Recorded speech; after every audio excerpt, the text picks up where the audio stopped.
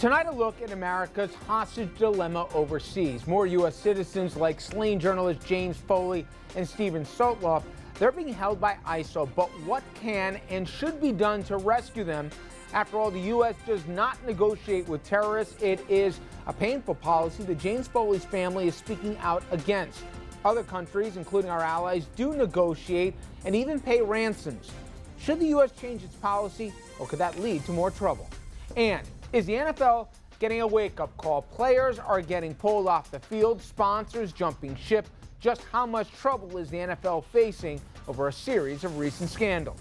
Plus, disciplining your kids. We're talking about the Adrian Peterson case and also taking a look at local, state child abuse laws with our legal team. Where should the line be drawn? Good evening, everyone, and welcome to RFL. I'm Richard French. Thank you so much for joining us. This evening, we begin with a look at the U.S. government and its policy against terrorist negotiations. Well, today, America reaffirmed its opposition to sending combat troops to Iraq and Syria to fight the militant group. President Obama saying the country remains committed to carrying out airstrikes and training Iraqi and Syrian forces. And amidst all of the fighting, dozens of Westerners are being held hostage by ISIL. The beheadings of American journalists James Foley and Steven Sotloff and British journalist David Haines brought the perils of this war closer to home for many people across this country and even our allies abroad. Some argue that their deaths could have been prevented if the governments negotiated with ISIL, and in many cases, the terrorist groups hold their hostages in exchange for ransom, which many European governments pay. However, the U.S. government does not pay ransom, and it is also against the law for private citizens to pay ransoms to terrorists. James Foley, who went missing in Syria over a year ago, he was killed, as we all know, in August by this awful group ISIS. Now, Foley's family, they are extremely upset, and they say the U.S. let them down. They tried to collect funds to free their son, and they got a call from the government reminding them that paying a ransom could lead to prosecution. Foley's mother, in fact, says that they've expected their own government to do more to free her son. We were an annoyance, it felt at some levels, that, they really didn't have time for us. We were told very clearly 3 times that it was illegal for us to try to ransom our son out and that we had possibility of being prosecuted. I was surprised that there was so little compassion.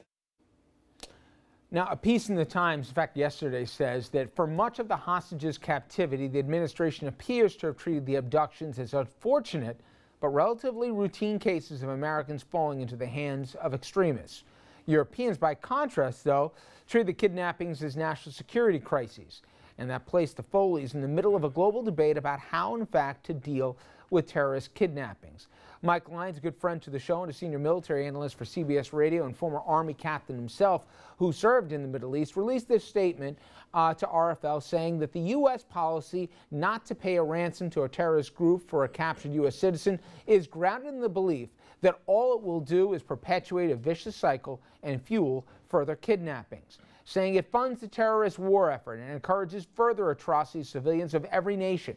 Even while other European countries have committed to not paying these ransoms, they have found ways to funnel the money to militant groups in exchange for their citizens.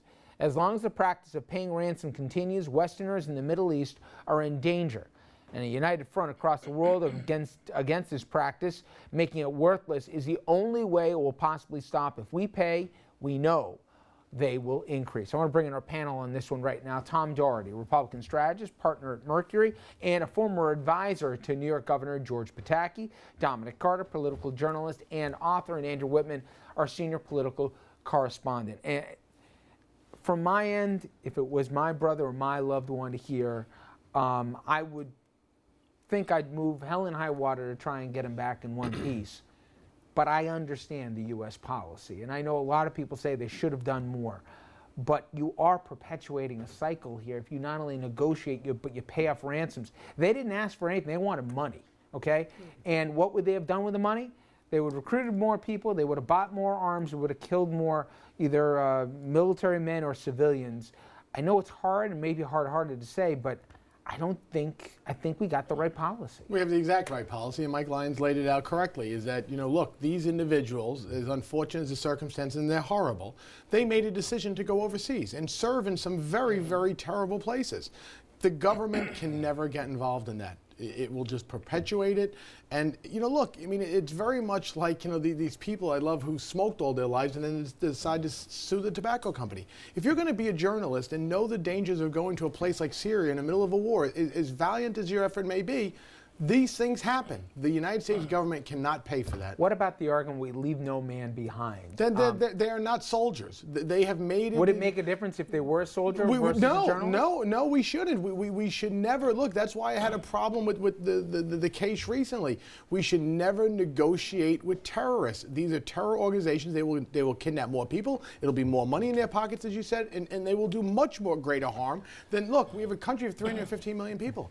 We are going to have casualties of war. It's horrible. Beheadings are horrible things. But I would say that the outcome of it will just keep doubling and tripling and more and more. Dominic, obviously you're a journalist. You have family now, crazy as that been, that followed you into the business here at journalism. I'm going to try and make this person as possible. God forbid your child serving overseas and covering the story, as many war reporters do, fell into enemy hands. What would you expect of your government to get her back? Exactly what the U.S. government does. I mean, you feel for the Foley family, you really do, but they can't really look at this objectively because they're so personally connected to the situation. Tom Doherty is correct. As a journalist, when you go on assignment, it is what it is, Richard. I mean, I recall in going to Somalia myself, they gave us some bulletproof vests. They said, we're taking extra insurance policies out on your life, where your wife will be well taken care of if something happens to you. Good luck. That's it. And what Mr. Foley, the journalist, knew what he was going into. If Tom and the consultant is so right, if you negotiate with them, you can imagine what would happen at that point if you negotiate with these people. Anna? I agree. I mean, there are usually back channel negotiations that happen, sometimes from the government, sometimes usually with the company that the person is representing, where you can try to make something happen, but it perpetuates the problem. I disagree with Tom only in that there is a difference between a soldier and a regular citizen. A soldier, there is a pretty firm history of trying to make deals for prisoner swaps, and so we disagree on that, but it's just complete chaos if you wind up trying to make deals with every single person who takes a hostage overseas. The reason I said that is that I have no problem when you're dealing with another country, for instance. We're not dealing with a country now. I mean, prisoner swaps have historically, the Palestinians, the Jews, et cetera, but the recent case was in Afghanistan. So it was. And so, I mean, I think that sometimes you need to use a little bit of common sense in these situations. And in this case, it's just a tragic circumstance that we can't allow it to continue. Well, we all remember Iran-Contra. The idea of swapping arms here for hostages, for American hostages in Iran. American hostages, I'm sorry. Did we all, put that back into present time? Was Ronald Reagan completely wrong? Was his administration completely wrong in making that deal? Ronald Reagan was never wrong. See, that's what I'm asking. He was never wrong, and I'd have to go back to 1986 to rethink the entire case. But I do believe that it is not, again, ever in our best interest to make these type of deals. They're just not. He was wrong on both ends of that deal. He was wrong trading the arms for hostages, and then wrong funneling the money from that deal to go to the Contras. Well, that was a good move. Any money that we funneled to the Contras was a very, very good deal. Because the Sandinistas were just bad guys. With the minor exception that it completely violated federal law. But we violate those every single day. Just so you know, for Tom to even take a half of a millisecond pause before he again jumped to defend Ronald Reagan, that he even paused for a millisecond in itself is a big deal. Yes. All right, when we come back here, the story that has dominated headlines here, and it's not just for the football fans.